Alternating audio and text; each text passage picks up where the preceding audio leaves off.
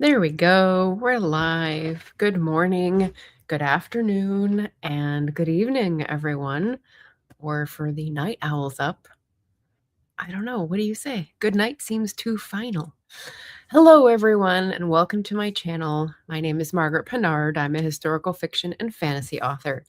And today is a Wednesday, so we have a wrap up. I do these every couple Wednesdays and usually have a handful or two handfuls of books, two hands full of books to report back on.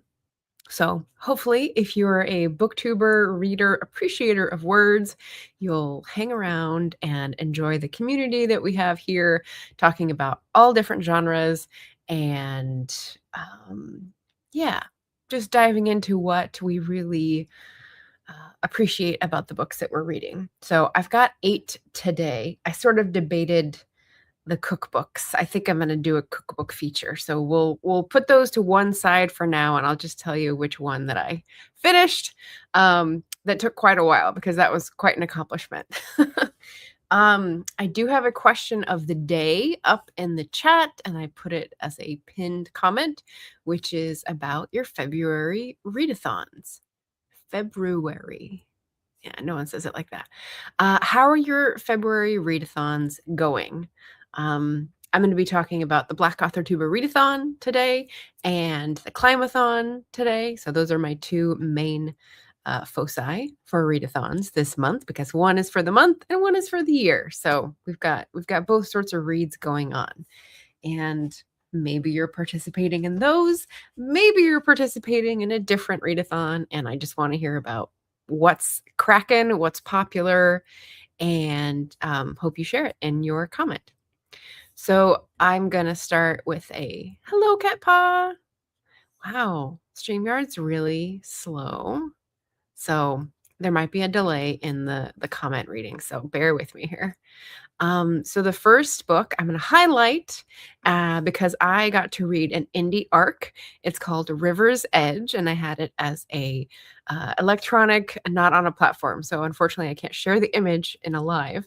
But this is by Stephanie Marie Whitson, who is a fellow authortuber, and it is a fantasy. It's a fae magic adventure involving a young girl and her allegorical opponents. It's got extensive and specific attention to her moral development as a mage and the skills and duties that come along with that magic. And let's see, I would say that this is my first time reading Stephanie's books, and it was neat to be able to get an arc beforehand and be part of the pre-process.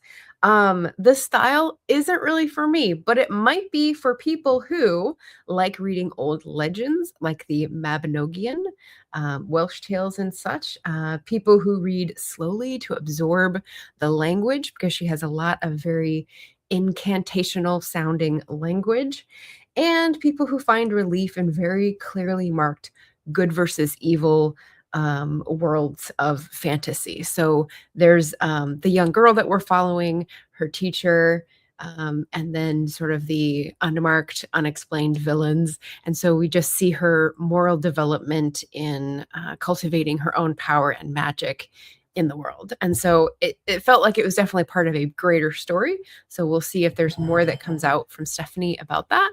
But just wanted to highlight that at the top, that this just came out a couple weeks ago. And so if you're interested in fantasy and fae magic sort of tales, then I'd encourage you to go check it out.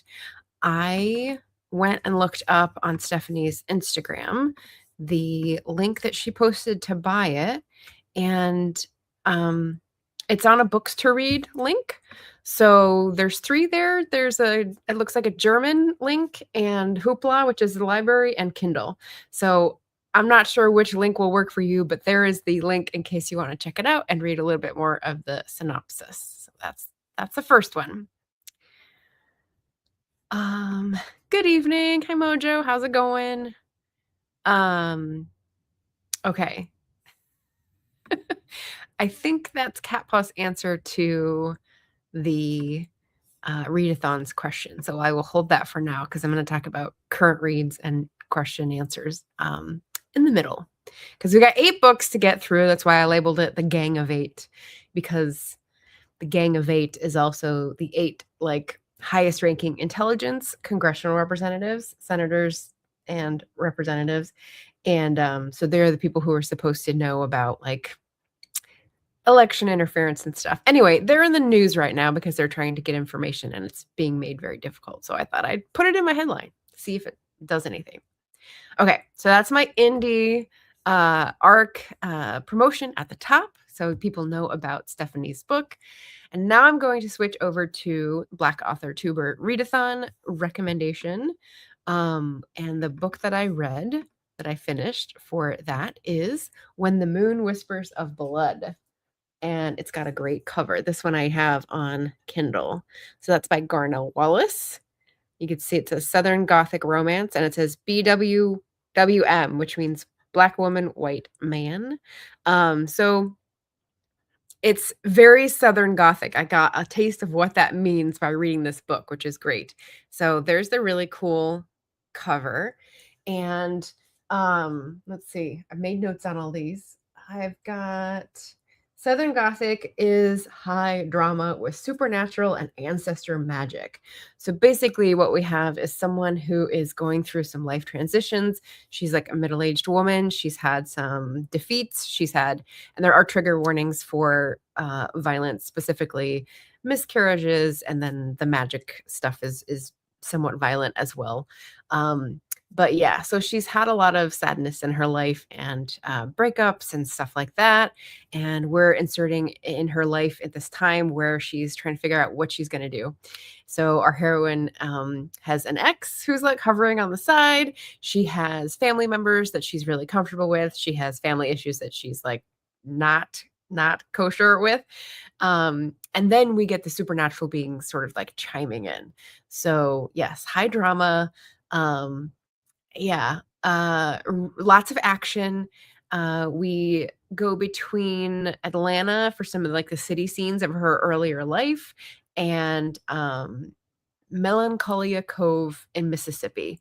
So think about an island off the coast of Mississippi that is like think of like Jane Eyre, right? The environment is mirroring the creepy sort of vibes, and I can picture, like the moss, the Spanish moss hanging off the trees. And the water is very key. So lots of great imagery used in this, and the ancestor magic was special and unique in this book for me. And yeah, shades coming back, talking to the dead. It's not vampires, but there are, like I said, supernatural things going on and kind of violent, kind of graphic. But yes, it is a romance technically because there is a happy ending. So in case you needed to know that, or would recommend that. And Garnell Wallace is one of the authors who's going to be here on the panel on Friday. So this is just your reminder that Friday, my regular slot at 10 a.m. Pacific will be taken up by a romance panel for the Black Authortuber Readathon. And I'll have 3 lovely authors on to talk about their books, their author journey, their YouTube journey, their business insights, anything like that. So if you're turning on questions about your author journey, feel free to join us and ask those in the comments. So there we go. That is the Black Authortuber Readathon read that I finished. I'm going to be transferring to the next one in the next couple of days. My answer to the readathon question is that I have 2 out of 3 Black Authortuber reads finished, and I'm working on 2 out of 3 other Black authored books for Black History Month. So I'll talk about current reads because it's really good in a little bit when I get some answers for the question of the day. All right, so after Garnell's book, we're moving into Climathon reads, and I have had a few that fall into this category. Now, I didn't read them all specifically because they satisfy a prompt.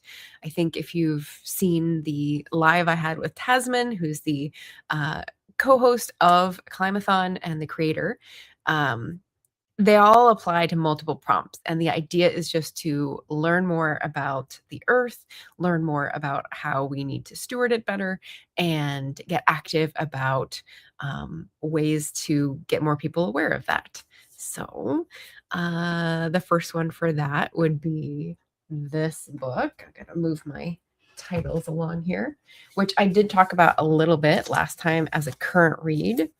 It's called Browsing Nature's Isles by Wendy and Eric Brown.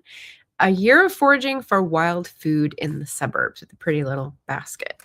So this is from 2013, and it was basically like the dilettante way of getting into foraging, which I can respect because that is how I am coming at it as well.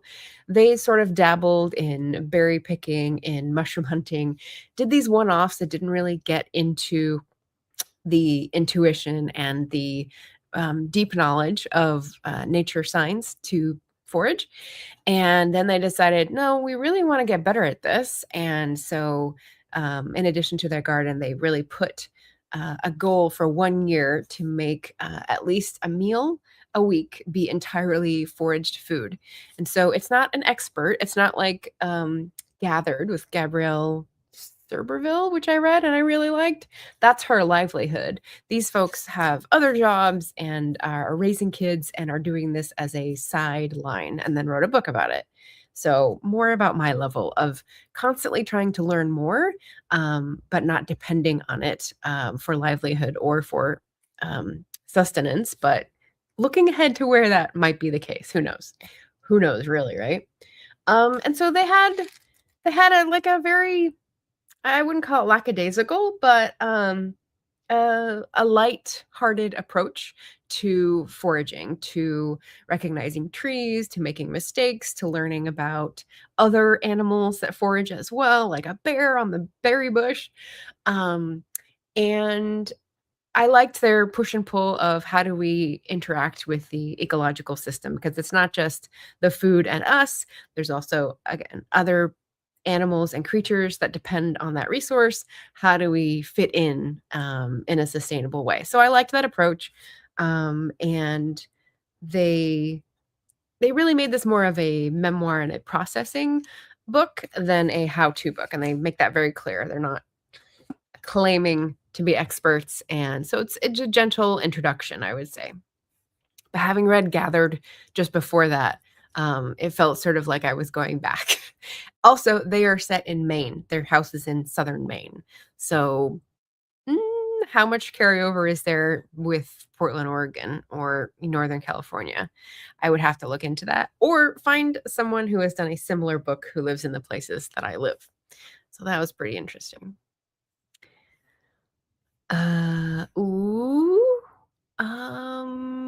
That might be the Moon Whispers of Blood book. Yeah, it's got a very pretty cover. Let's see, what I have next for Climathon is, it's another one that I don't have the book for. So I just put Climathon up. Wait, nope, I have a banner. Sorry, I'll put it in the banner. All right. So, and you can see I chose the emojis for all these like I have before. So, Letter from Japan. This is the latest book by Marie Kondo, and she is a Japanese entrepreneur of tidying. She started out and got famous with the life-changing magic of tidying up, followed that up with Spark Joy, followed that up with a Netflix series, and really has expanded her mission of helping people enjoy the space they're in, I would say. And this book was billed as, this is the upbringing and cultural heritage that fed into her mission of going out and helping people enjoy their homes, right? So I don't have the book, but I do have the chapters. So I snapped a quick picture before I returned it to the library.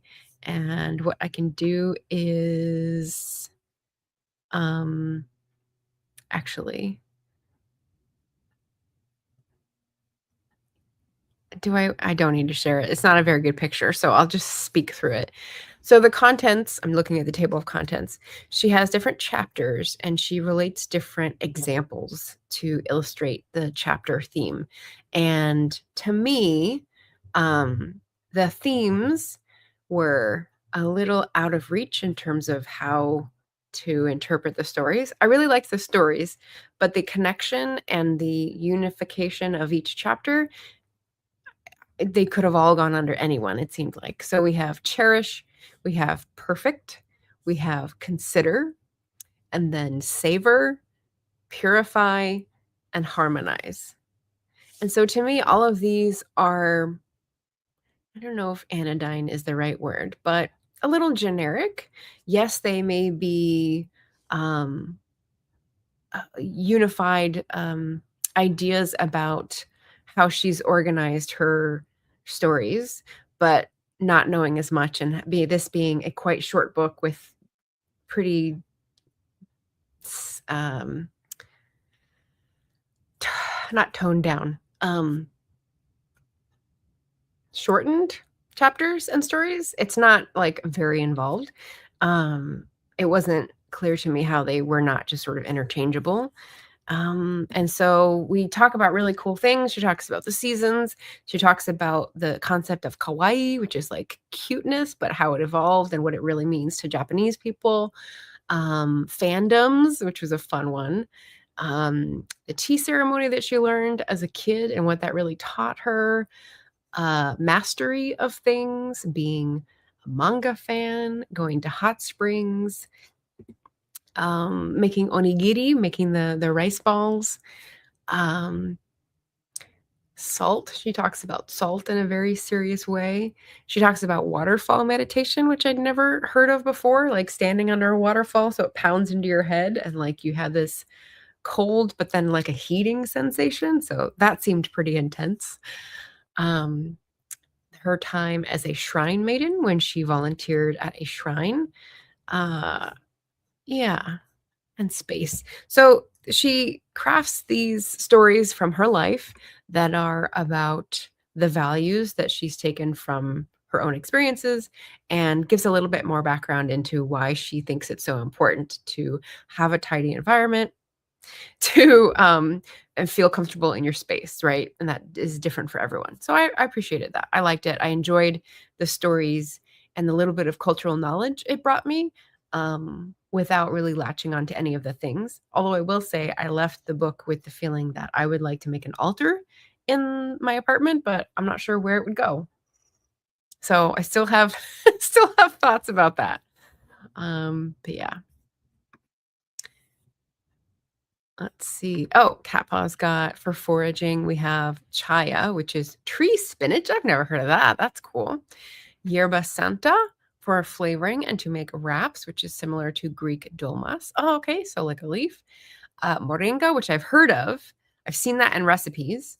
And one more I can't remember the name of regularly. Is it asafoetida? Because that's the other one I've heard about from Mexico that is hard to get here. Wild stuff. I like it. Yes, Mojo says she's clarifying it. I was right with the book. Have you ever stood under a waterfall? It hurts your head. Yes, and that's what she's saying is that she was afraid and it hurt at first, and then it like produced this sensation that was almost addictive, and people do it multiple times. So, I mean, yeah. Yeah. So interesting things, and definitely like the cultural practices are interesting to learn about. But yeah. I had an altar for decades, says Cat Paw, until we had cats. Yeah. Yeah, I don't think I don't know. I don't think Bean would get involved with an altar, but it would depend on what I put on it, I guess. He definitely likes ribbons, so no ribbons would be a part of the altar. Um, but yeah, so I could take that away. And yeah, letter from Japan, Marie Kondo, continuing my KonMari fandom, I'll say. The next one is a recommendation from a long time ago, A Song for the Wild Belt. Okay, so most people on Booktube will already know about this book. It's by Becky Chambers, who's a very successful sci-fi fantasy author. Let's see. When I looked at Storygraph, I had this down as Tasman obviously recommended it as a lovely book for Climathon, but also Beautiful Bookish Bethany was the first one to recommend this to me. Like, I'm sure it was like 5 years ago. This book is from, let's check. She does mostly new releases, 2021. So yeah, probably 5 years ago when it came out. I do have the sequel. So the book is, as you can see from the emoji, about a robot, but it's more about a human. And the human has this like restless feeling, and they go out past the barrier to the wild. And in this futuristic utopian, I would say, world, there was a big awakening of the robots where they became animate and had consciousness. And they decided that it would be best if they left the humans alone to deal with their own problems, basically. It's not spelled out, but that's what I'm going to take away from it. And so they all left and went into the wild, and the humans agreed to stick to their basically like urban bubbles and the roads that they built between the urban bubbles. And so, and small towns and whatnot. So that's the world we're living in. And this human who has carved out a life as a tea monk is very good at their job, and then feels this compulsion to resist, and I can really relate to that. So the restlessness and the resistance and the am I doing what I'm supposed to be doing feeling leads to this person going out into the wild and stumbling across a robot. And this is the first time that humans and robots have had contact for many years since the leaving of the robots. So this is about their getting to know each other, getting over myths that they may have about each other, the really curious sort of, cultural sharing that goes on, and the resolution of the main character's yearning, I would say, for the wild. And it's great. The character in this is non-binary. They use they, them pronouns. And yeah, it was just a neat read, a comfort read, a cozy read. And it's a very small book. So if anyone's just wanting something nice and easy, I'd highly recommend. I don't know if Becky Chambers' other books are like that, but this one, The Wild Robot, no, a monk and robot book. So that's the duology. I think it's just a duology. And a really pretty cover. There's the tea monk, and there's the wild, and there's the robot. So the robot's a darling. Yeah, it was very cool. So I enjoyed that. It was a one-day read. It was really nice. Nice break. Mojo says, my cats learned to stay off mine, even with the peacock feathers. Wow. What did you do? Here's the question. How did you train them? Bookish BGG. Oh, I forgot your name. You'll have to remind me. It's been a while since I've seen a video. They just go off after like a week. Says, I love that duology. Excellent. Yeah. So I've got the next one behind me somewhere, but you know me, I am not a completionist of series. I do just sort of dip in and then come back, which you'll see in one of my other reads. And why I do that? Because the binging like uses up all that same feeling, and I feel like if you get a dose of that feeling, you don't need it for a while. So you should go do something different. Variety. That's just my approach. Yeah. So that's a song for the wild build. And finally for Climathon, this is my favorite read today. So I have a few readings to do from this. This is The Blue Machine, How the Ocean Works. You see a big wave on the cover by Helen Chersky. I'm just guessing how to say that. She's a British physicist who studies bubbles on the ocean surface. And she wrote this book that is all about how the ocean functions as an ecosystem that is the world wide, right? As big as the world, really. So I had a lot of things that I've sort of took for granted. How many oceans are there in the world? 4, right? Arctic Ocean, Atlantic, Pacific, Indian. Oh, Antarctic. Is that an ocean? It's a continent. So yeah, I'm going to say 4. But basic things. And this was really well written for a layperson. So cheers and salutations and congratulations to Helen Chersky, because if there's someone who is not going to understand your explanation of physics and water and ions and stuff, it's me. So I really appreciated. There were some pieces that I didn't understand in the way she explained them, but most of them, like 85% or more, I would say I understood because she used metaphors so well. So I thought I'd share a few of the discoveries with you that I thought were really cool. Let's see. In 1872 to 1876, there was a ship expedition. The ship was called the Challenger, and it went around the oceans taking samples of everything that they could think of to observe for science at that time, kind of like going to the moon and bringing back all the samples, because it was basically like the moon because people knew so little about the depths of the ocean. And it came back, and the funny thing is, the mountain of data that Challenger brought back was staggering. It took almost 20 years after they returned for it all to be analyzed and published. And so, although the scientists on board were collecting the raw material, they often couldn't immediately see its significance because there's no high-tech labs on ships in 1872, right? This gap is common even today, although it's usually between 1 and 4 years these days rather than 20. Because analysis is slow and painstaking, and your focus at sea is on collecting as much quality data as possible.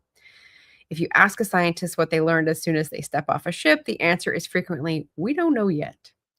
So I thought that was interesting. She does detail certain expeditions that she is on where she's out like using these. They just, to me, they seem very jerry-rigged. They're not like obviously something that's industrially produced, mass produced.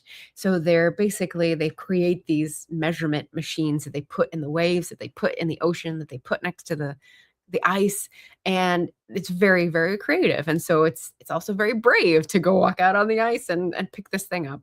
She details one instance where someone actually the last day she picked up hers, and then there was a storm that came in, and they were inside the ship for a day, and then they went out the next day for one of her colleagues to pick up his little observing machine, and it was like completely destroyed.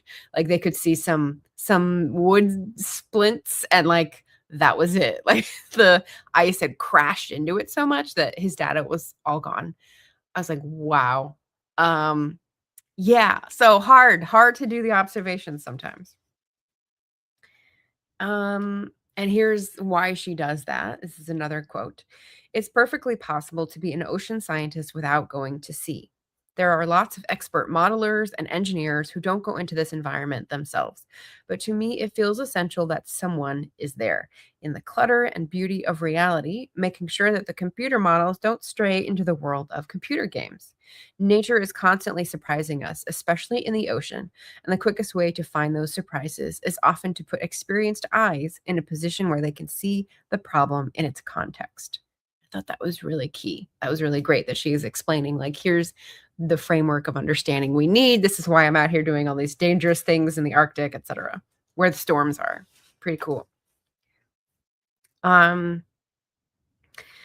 She goes into basic things like the temperature difference and the salinity difference, and therefore the density difference that fuels why there's cold water some places and warm water other places, and jet streams and currents and all that kind of stuff. And I was like, oh, that makes sense, right? Which I don't think was ever explained in my grade school science classes, so that was appreciated. And then she goes into lots of details about different things that they're studying. And another one, she's talking about sound and light under the water, which was really cool. First came sound. So she's talking about things that we hear that we associate with the ocean. But these are surface events, not the sound of the ocean's innards. On a completely calm day, no sound from the ocean reaches our ears, and that's because the ocean surface itself acts like a double mirror. Sound coming from below is reflected back downwards, and sound coming from above is reflected back upwards. The worlds of above and below are acoustically almost entirely separate. Whoa, whoa, a double mirror at the surface. Like, it's kind of when you learn about surface tension and you realize like something can go over a little bit because the tension of keeping it together is greater than the tension of gravity or the force of gravity. And you're just like mind blown. Like this whole thing about the surface being a double mirror acoustically, that's wild. That's wild. So I really liked that. Envisioning. She's a Brit, so I love that she brought in the Great Stink of 1855, I believe. She's talking about what was done. Basically, the Thames was a big sewer and people started getting sick. And so they did an immense, expensive undertaking of engineering all these sewer lines that were below grade to take the sewage from London downstream and then release it downstream. And that wasn't totally foolproof either because people fell into the river downstream and like drowned, but not drowned, like suffocated because of the chemicals in the water. So yeah, they had a ways to go. She mentions, and I didn't know about this, as a consequence of this disaster, which is the people suffocating from the chemicals, systems to treat the sewage were finally installed. But 6 sludge boats were also commissioned to take untreated human waste even further away out into the North Sea. So this started in the late 19th century. And the footnote there is, incredibly, this continued until 1998. Excuse me, what? You're taking ships of shit and dropping it in the North Sea? Really? That isn't against any international treaties? Oh my god. So, yeah, she really puts a human face on these sort of practices and also gives us like the history of our thinking that we could just shove it away. And really there is no way because the oceans make up everything. Whew, yeah. Then she talks about the transition from sailing ships to steamships, and I thought this was a really interesting transition. A steamship required coal, which was expensive. Even after steamships had taken over most of the cargo routes, sailing ships were still used to transport coal to many ports so that steamships could refuel. Okay, think about that. This is mind-blowing to consider in a modern world facing an existential crisis because of our fossil fuel use. In the late 1800s, a free, clean source of energy, the sailing ships, was used as an enabler for expensive, dirty energy, the steamships.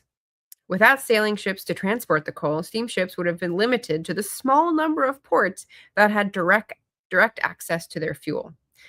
Now we take pervasive supply chains of fossil fuels for granted, but those chains had to be built from scratch, and the sailing ships kickstarted that process. If only they had known. If only they had known. And now we've got all this sunk cost and people who are married to a certain way of life, and that is really hard to sail against the wind, if you'll permit the pun. So yeah, really interesting to learn that was the happening. Okay, Lydia, thank you. Bookish, it's Board Game Geek. I remember the what it stood for, but thank you for supplying that again. Moja says, could have been the statue that put them off. Plus one enjoys walking on my computer CPU and turning it on at night. Oh, for the altar, gotcha. Excellent. Leslie is popping in with a little heart. Thank you. Cat Paw's mind is blown. And 2 minutes ago, so that might have been the sewage, the sludge ships. I'm not sure.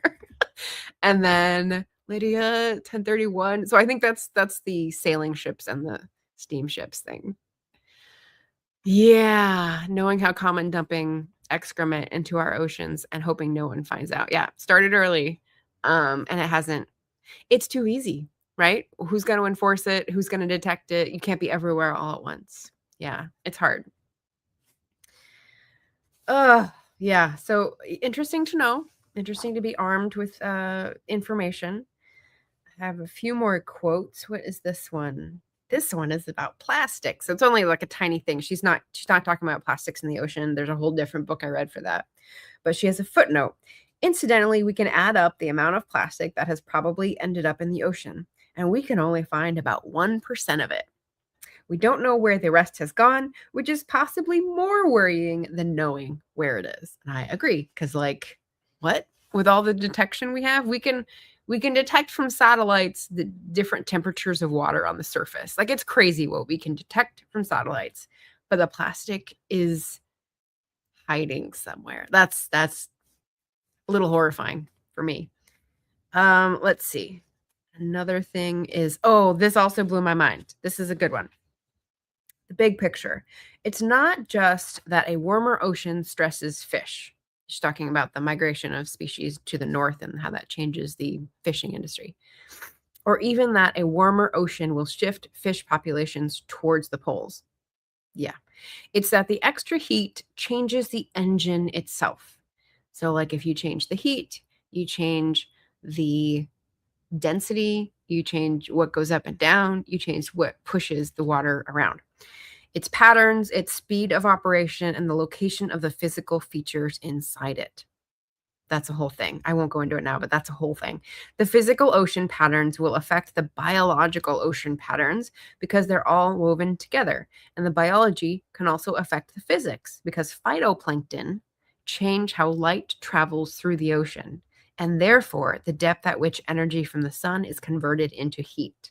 So there you have it, gentlefolk. There's yet another vicious cycle of, like, if you damage the phytoplankton and either accelerate their growth or decimate their growth, the light getting to the deeper ocean, the rate changes. So you may be speeding it up. Yeah, but biology affecting physics. Like, those things are separate disciplines, but her as a interdisciplinary scientist working with colleagues on the boats, like, just registering that was so cool, I thought. And then the last quote I had was about cement. So she talks a little bit about cement and how it's made up of calcium that's built up of dead creatures over a long time that have solidified, right? That's what rock is of dead creatures. Well, the calcium from dead creatures, let's say. And that there's a specific combination that is needed to make cement, which is used in, like, all of the building. So I have always heard that cement is very carbon intensive, and there hasn't been a lot of solution proposing about this because people believe cement is necessary in everything, any kind of building, any kind of construction. And so they're not going to stop it, right? It's just kind of like, throw your hands in the air. What are we to do? And knowing why it's carbon intensive was really interesting.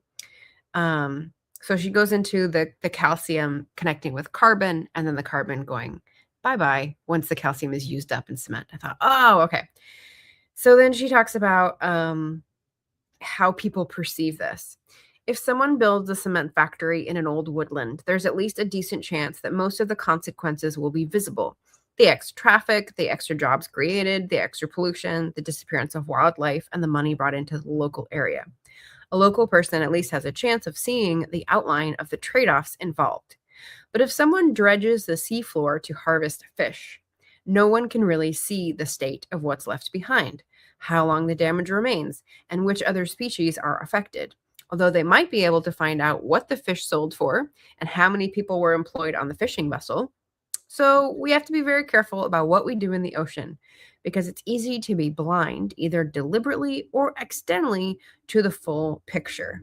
And so I'm sure there's a word for this bias in statistics, but kind of like, I think of costuming and how some people believe that people were smaller in the 19th century or the 18th century because the clothes that survive from that time are miniature. And we're like, wow, 4 feet tall. Okay. But really, it's a survival bias because what you have of the material record left is what was not worn as much, what was not worn to pieces.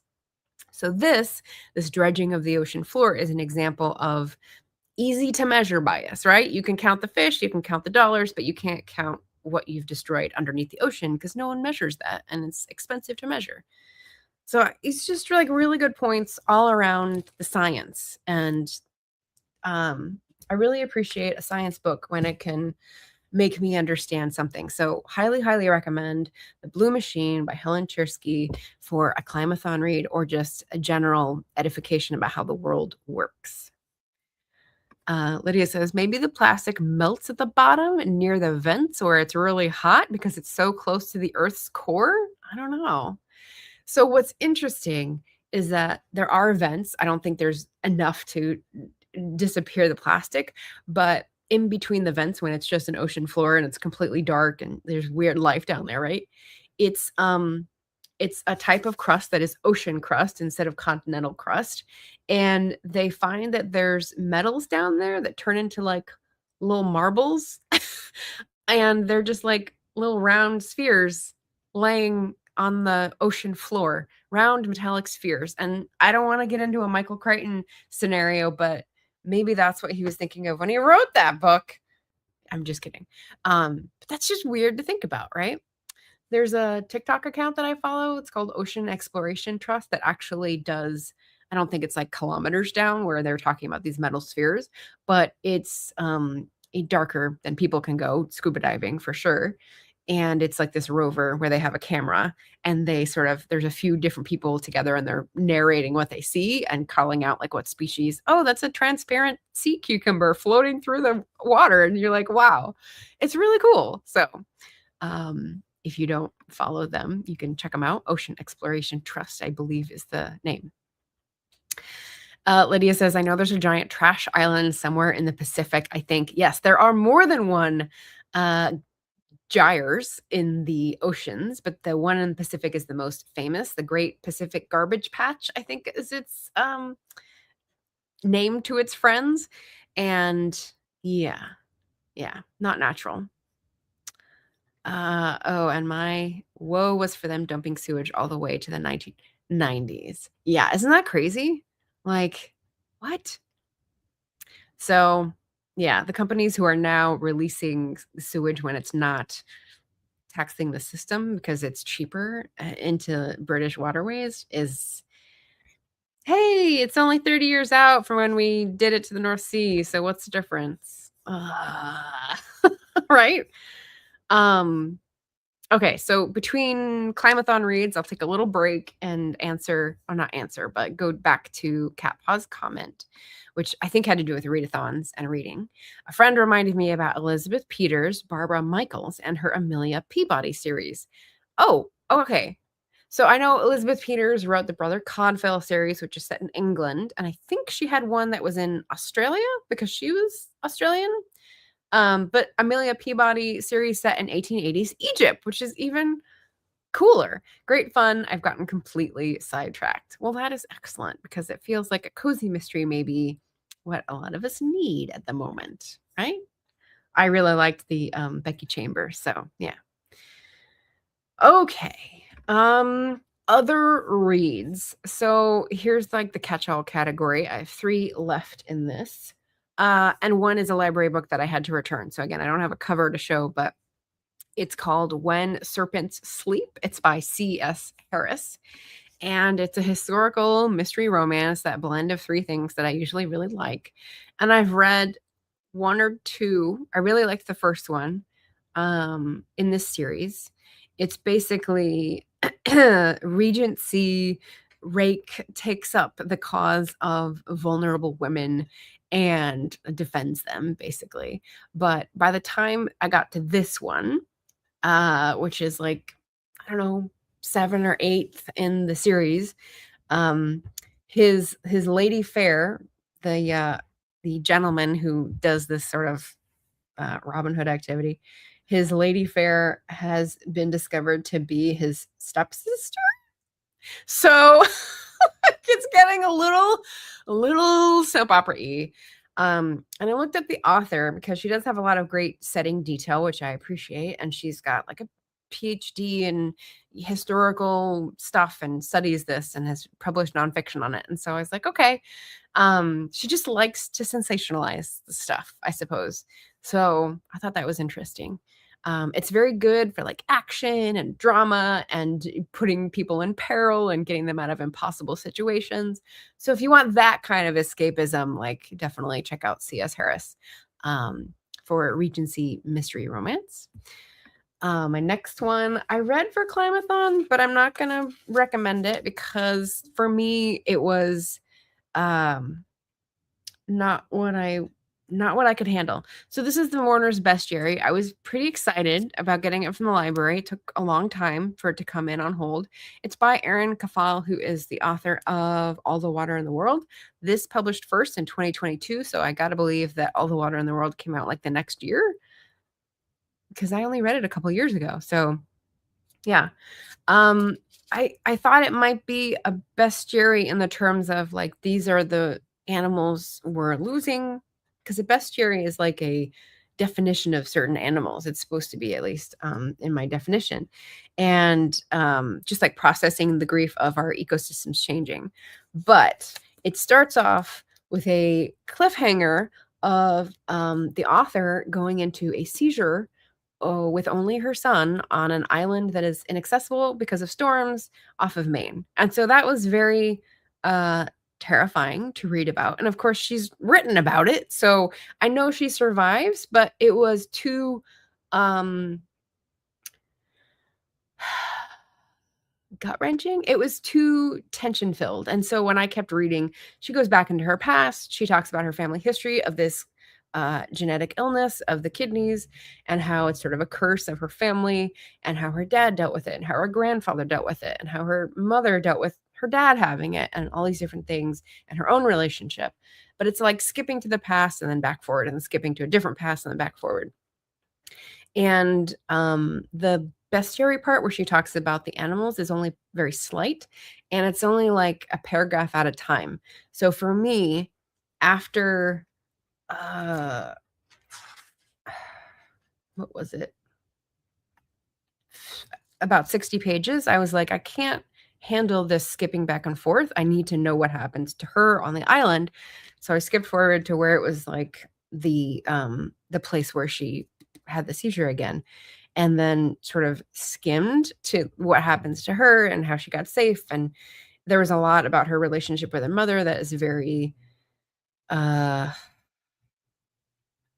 fraught, I will say, because she's constantly going between caretaking for her mother and wanting to be taken care of by her mother. So that's also fraught for the reader. So it was a hard read, and I didn't even read all of it. So mourning and grief. I'm not sure.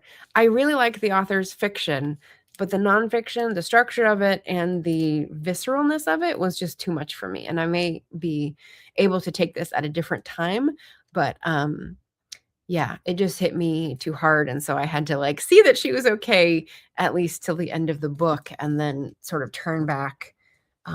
Yeah, just like not having money, not having a social safety net, her mom going into debt to sort of save her, like losing everyone in her life. It was just too much. So I guess that's my trigger warning, is that I couldn't really appreciate it, and I may have to come back to it later. There. So mystery, historical, and a memoir / science. So it's more heavy on the memoir. The final other read is, I didn't go put this up here, is a cookbook. So I got this when I was down in Northern California. I thought, oh, perfect. I was looking for a Madhur Jaffrey read because I think I should start trying Indian cooking. And then she had a book about world vegetarian cooking. So she mixes lots of different recipes in there and talks about how she came to it, who developed it, what the culture says about it, everything like that. So great introductions. This is from 1999. So it is a little dated, and there are some parts in there that seem like typos, because I can tell the Turkish isn't spelled right, stuff like that. But you know, in general, I'm excited to try a lot of these things, to be adventurous. Lots of Indian recipes in there, and stuff that uses vegetables and tofu and different grains and stuff. So in my vegetarian journey, I thought this would be a great one, and it was nice. I was going section by section, sort of reading about a lot of Sri Lankan, a lot of different Asian recipes. There's some Chinese, some Japanese, but more like South Asian, Southeast Asian, what they have in common. And then some like Western Hemisphere ones as well. But I just like that because normally we get other types of recipes. So it was refreshing. And that was another read. So hopefully I'll be trying one of those. I've gone through a little cookbook wave and I've tried like 6 different recipes this month out of the cookbooks that I hauled, and I'm pretty proud of that. So this is like the next one. I've gone through it all, so now I can go back and like pick which one to do first. That's how I roll with my cookbook splurges. So those are my 8 books that I'm showing. I have a Joe Yonan book, but that's what I said at the beginning. I'm saving for sort of a cookbook feature. So I'll save that for later. He's an interesting guy. I remember reading him in Washington, D.C. when he was working for the Washington Post, the WAPO, as their food person. And I really liked one of the recipes he had for sweet potato and like ground pork. And now I don't eat pork at all. But the sweet potato chapter he has shows that his love for sweet potatoes goes on strong. So what are you guys currently reading? Let me know. Cat Paw says it's cozy. I think the Barbara Michaels, the Amelia Peabody series. Nice. What are you reading? I've got more Climathon reads on the way. I've got Hospicing Modernity by Vanessa Machado de Oliveira, who is a Brazilian professional in psychology. About North Atlantic Books, about the author. A Latinx professor at UBC, Canada Research Chair in Race Inequalities and Global Change. Okay, so more like sociology. Very cool. I heard about this through Planet Critical, which is a podcast on YouTube that I listen to. I think it's Rachel Donald who's the host, and she interviews people every couple of weeks, I guess. And it's about climate change and activism and resetting our minds and our goals. And she talked about this book, and I was like, that sounds interesting because this is an interesting concept. And whoa, Nelly, I am 43 pages in, and it's very like, no, you got to step back from that. And you got to step back from that. And you got to step back from that. And it's just, I don't know if I'm going to be able to envision the complete absence of all the structures that I know, but I'm going to try because it sounds really, really valuable. So that's a good one that I started. I've got this is another Climathon read, but also a research read talking about a populist reader, selections from American populist leaders. And I've tagged some things in here. I'm maybe a third of the way through, and they're older.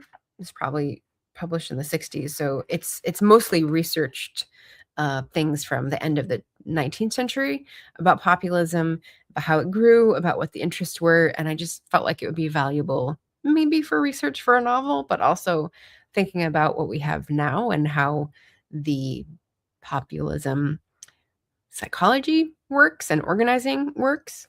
So it's just an interesting one that I found. Started that finally. This is one of the books I'm working on for my other Black Authored reads. I finally started Ray Bearer by Jordan Ifueko. It's really good. I am 135 pages in. I did a little reading of this morning. I'm not reading it before bed because I think it gave me bad dreams one night because it's pretty intense, but really good fantasy read, and I can't imagine how it's going to end. It's a duology, I believe, with Redemptor being the second one.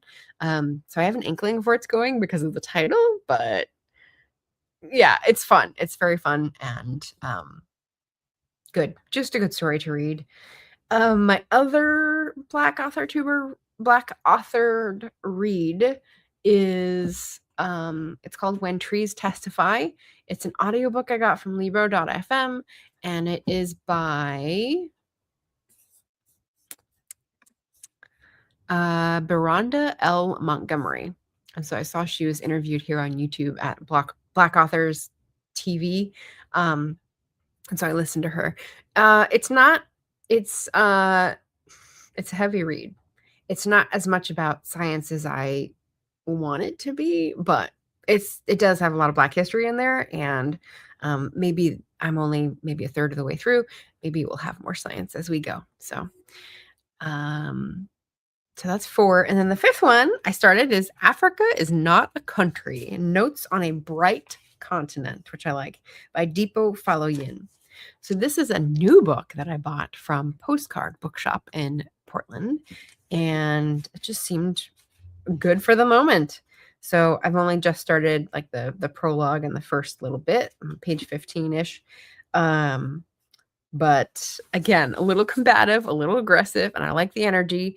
And I'm excited for what I'm going to learn from the author. He's Nigerian, and basically like, what's up with you guys? You need to get your head in the game. Get to know a little bit of the different countries in Africa. And so one of the cool things is we can do that through booktubers.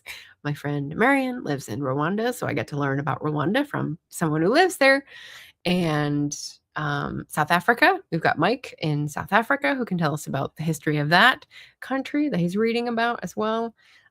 So yeah, just like learning more about a continent and its individual strengths and weaknesses, etc. Yeah. Leslie is currently reading, the never-ending book, Perdido Street Station by China Mieville. Yeah. And I appreciate that you said it probably wouldn't be a book for me. I will take that to heart. Lydia, I like Baking Herman. He talks about vegan recipes from all around the world. Okay. I don't think I've heard of that. Is that a title or like a channel name, like a handle?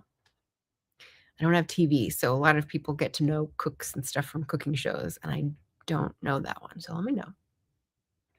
But yeah, I read cookbooks. I don't think everyone does that. I think that might be a bit odd. And Lydia says, Africa is not a country. I want to read that. Yes. It's interesting. His tone is very energizing, I would say. Senior editor at Vice. Born in Chicago and raised in Lagos. Now lives in London. Interesting. So, yeah. Having heard Chimamanda Ngozi Adichie talk about Nigeria and the differences, cultural differences a little bit, it'll be interesting to hear his take. Already on my TBR. Nice. Very cool. So yeah, that's what I am reading at the moment, and glad you guys are reading your goals, whether they be mammoths or cozy cookbooks. But yeah, that's about it for today. I had my 8 books, got it done. My 2 readathons and the panel coming up. So just to remind everyone, I had a banner for this. Did I? Oh, well, my banner, stop. My banner was about, do you have upcoming events? But just a reminder, final reminder, my regular slot, Friday at 10 a.m. Pacific, I will be hosting Garnell Wallace, Kimalisa Mings, and Brianna Michelle, who are all Black AuthorTubers, to highlight their Black romance. So right before Valentine's Day, if you want to grab a Black romance book that you can read any time of the year, feel free to come in and bring questions for these authors who may have some great experiences to share. That is it. Okay. Herman is on YouTube and he has a cookbook, but I haven't read it. Okay, cool. Well, thank you for that recommendation. I'll check it out. And other than that, thank you for watching. Thank you for being here. And take care of yourselves, everybody. Take care of yourselves and happy reading. See you on Friday.